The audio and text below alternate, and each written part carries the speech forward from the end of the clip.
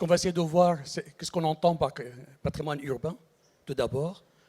C'est quoi les difficultés qui s'opposent avec le patrimoine, et voir aujourd'hui, et grâce aux nouvelles technologies, l'Internet des objets, comment on peut améliorer leur gestion. La question qui se pose, que ces infrastructures, le patrimoine urbain, est quelque chose qui est vivant.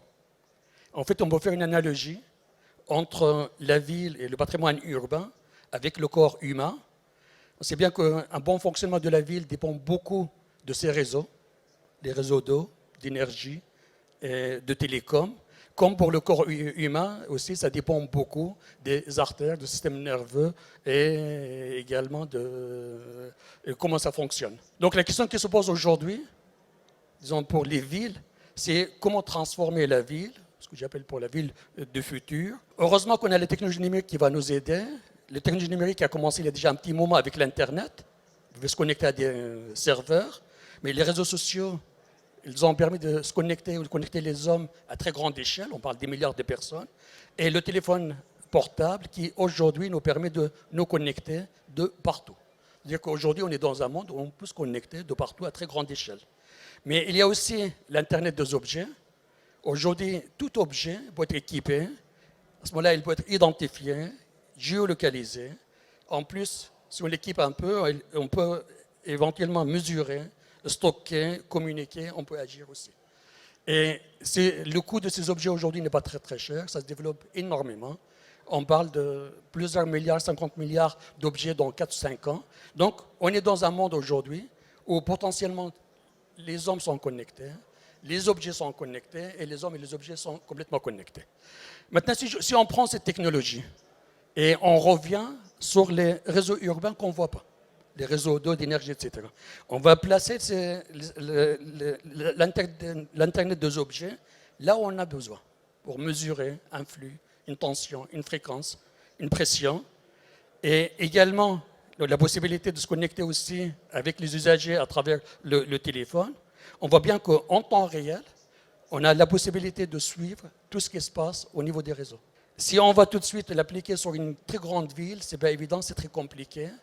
Donc, ce qu'on souhaitait, c'est apprendre comment cette technologie marche. On a dit que ça serait bien de passer par une expérimentation à très grande échelle. Un territoire, l'équivalent d'une petite ville, d'un quartier. Sur ce territoire, on va apprendre comment fonctionne cette technologie. Et ensuite, quand on va apprendre, on va développer, on va revenir sur la ville. Aujourd'hui, on va voir qu'on a appris pas mal de choses et on est en train de revenir au niveau de la ville. Donc, voilà un peu le démonstrateur. En fait, il s'agit d'une petite ville, c'est le campus de l'Université de Lille.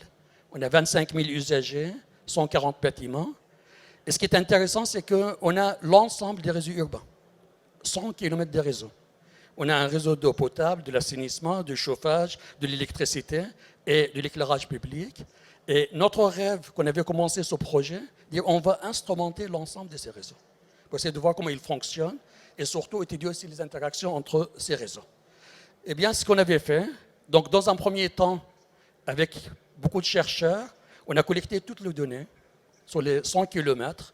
On les a mis dans une base de données qui nous permet aujourd'hui d'accéder à l'ensemble des données, faire du graphique et croiser les données. On a instrumenté, on a mis des capteurs, on va voir quelques exemples. On a analysé, on a amélioré les choses. Et aujourd'hui, on arrive même avec un modèle économique, voir comment on peut utiliser, implémenter cette technologie. Et on est aujourd'hui en phase d'accompagner des villes dans leur démarche Smart City, parce qu'on a appris beaucoup de choses. C'est un apprentissage qui est bien sûr collectif. Je vais vous donner deux exemples.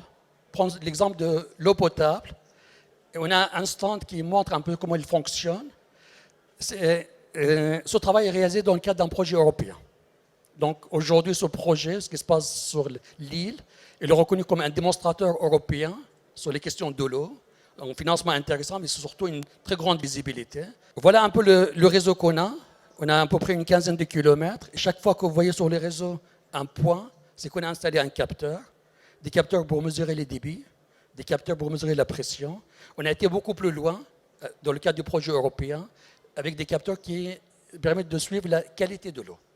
S'il y a une contamination, on le détecte en temps réel. Et du fait qu'on a mis des capteurs un peu partout, aujourd'hui, on est en capacité de mesurer tout ce qui entre comme eau sur le campus et tout ce qu'on consomme. Et par une simple différence, on peut savoir s'il y a des fuites. Sur cet exemple, ça vous donne un peu un résultat qui est concret. Toute la partie qui est à gauche, c'est avant que le système commence vraiment à bien fonctionner.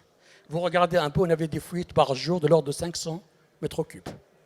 C'est autour de 2000 € sur une année, ça fait 700 000 € si on ne fait pas attention.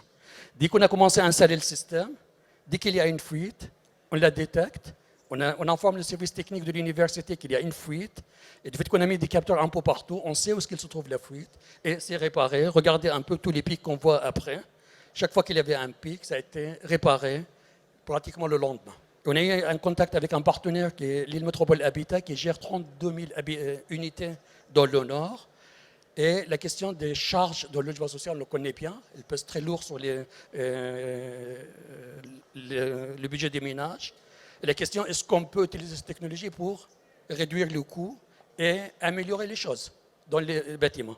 Et on a travaillé avec les locataires pendant à peu près 6 mois, les services techniques, pour voir quel système on peut développer de manière spécifique pour le logement social. Les locataires étaient intéressés par quoi? Connaître en temps réel pratiquement les consommations. Eau, énergie, eau froide, eau chaude, tout ce qu'on veut. Le confort, généralement on parle de la température, mais il fallait aller au-delà de la température, par température, humidité, qualité de l'air, bruit, etc. Et également la sécurité, voire ne serait-ce que par rapport à l'ouverture et fermeture des portes. Donc ce qu'on a fait, on a développé un système au niveau de notre laboratoire en partenariat avec des startups autour d'un Raspberry. Et on a mis des capteurs qui sont des cartes qui sont multicapteurs.